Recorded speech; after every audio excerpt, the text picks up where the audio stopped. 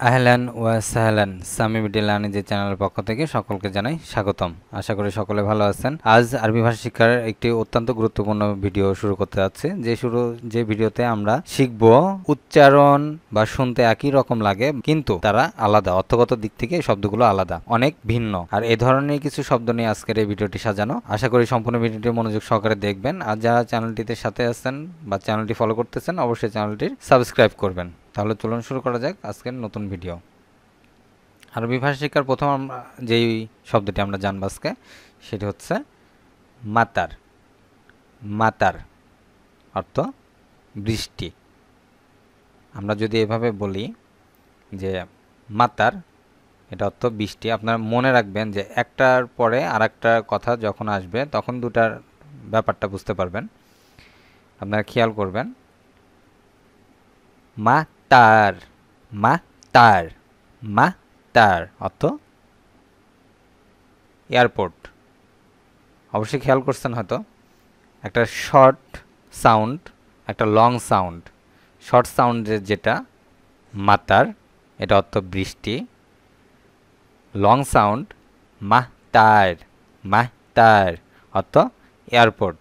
তো আমরা যখন শর্ট সাউন্ডে বলবো তখন হবে এটি বৃষ্টি।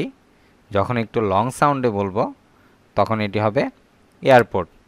তো এই শব্দগুলো যখন আমরা ইউজ করব অবশ্যই অনেক সতর্কতার সাথে ইউজ করব। তার কারণ একটি শব্দ যদি উচ্চারণ ভুল হয় তো সেক্ষেত্রে এর অর্থগত দিকও ভিন্ন হয়ে যায়। যেমন আমরা যদি বলি যে আপনি কখন এয়ারপোর্টে যাবেন, আপনি কখন এয়ারপোর্টে যাবেন, হয়নি তার রোহ মাতার, হয়নি তার রোহ মাতার, আপনি কখন এয়ারপোর্টে যাবেন। এটাকে যদি আমরা ওয়াইনিনতারো মাতার, ওয়াইনিনতারো মাতার, আপনি কখন বৃষ্টি যাবেন, আপনি কখন বৃষ্টি যাবেন, অর্থাৎ কথাটা কিন্তু সম্পূর্ণই আলাদা বা অপ্রাসঙ্গিক কথা হয়ে যায়। তো অবশ্যই এই বাক্যগুলো একটু মনোযোগ সহকারে দেখবেন এবং বেশি বেশি করে প্র্যাকটিস করবেন। এরপরে যেটি সেটি হচ্ছে শাই। শাই আরবি শব্দ শাই অর্থ কিছু। আরবি শব্দ শাই এর অর্থ কিছু।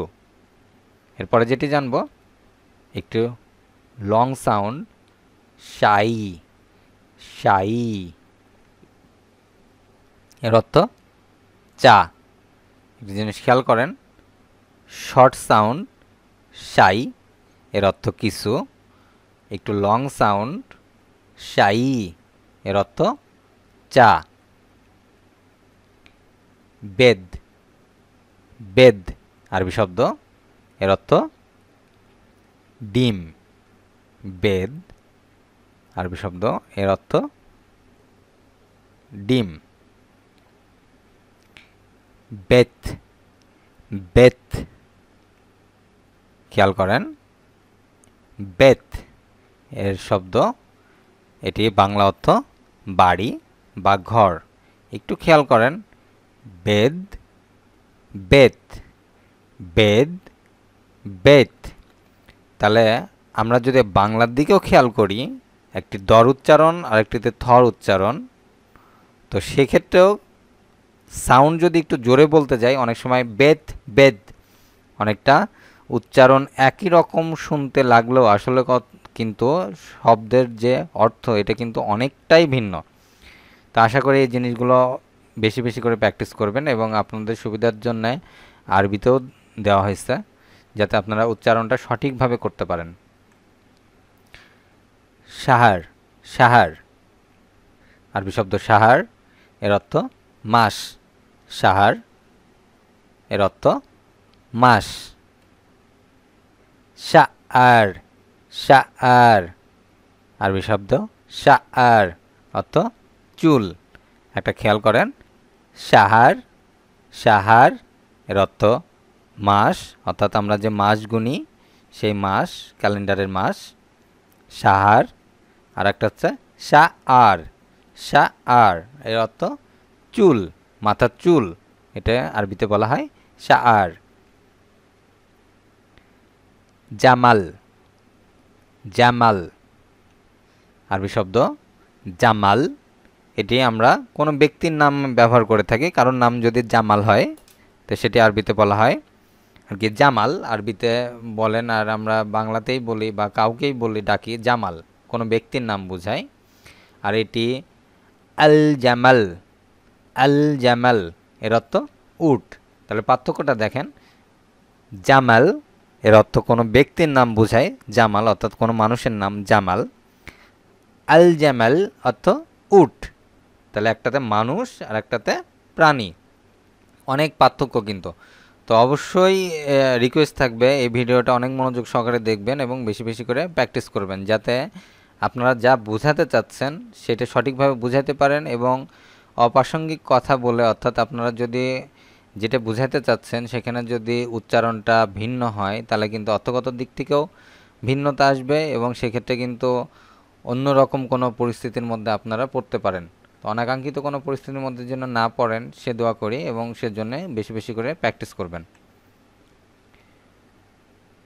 ওয়ালাদ, ওয়ালাদ আরবি শব্দ, ওয়ালাদ অর্থ ছেলে। আরবি শব্দ ওয়ালাদ এর অর্থ ছেলে। ওয়ালেদ, ওয়ালেদ এর অর্থ বাবা। ওয়ালেদ শব্দের অর্থ বাবা। ওয়ালিদ, ওয়ালেদ, ওয়ালিদ, ওয়ালেদ। জাওয়াজ, জাওয়াজ, জাওয়াজ অর্থ পাসপোর্ট। খেয়াল করেন, জাওয়াজ অর্থ পাসপোর্ট। জাওয়াজ অর্থ বিবাহ। জাওয়াজ অর্থ বিবাহ। আপনারা একটু খেয়াল রাখবেন, জাওয়াজ অর্থ পাসপোর্ট, জাওয়াজ অর্থ বিবাহ। ইন্ত অর্থ তুমি, অর্থাৎ আপনি যদি কোনো পুরুষকে বা কোনো ছেলেকে তুমি বলে সম্বোধন করো সেক্ষেত্রে এটি হবে ইন্ত। খেয়াল রাখবেন, কোনো ছেলেকে যদি আপনি তুমি বলে সম্বোধন করেন তাহলে সেক্ষেত্রে আরবি শব্দ হবে ইন্ত। আর যদি কোনো মেয়েকে সম্বোধন করেন তাহলে হবে ইন্তি, ইন্তি, ইন্ত, ইন্তি।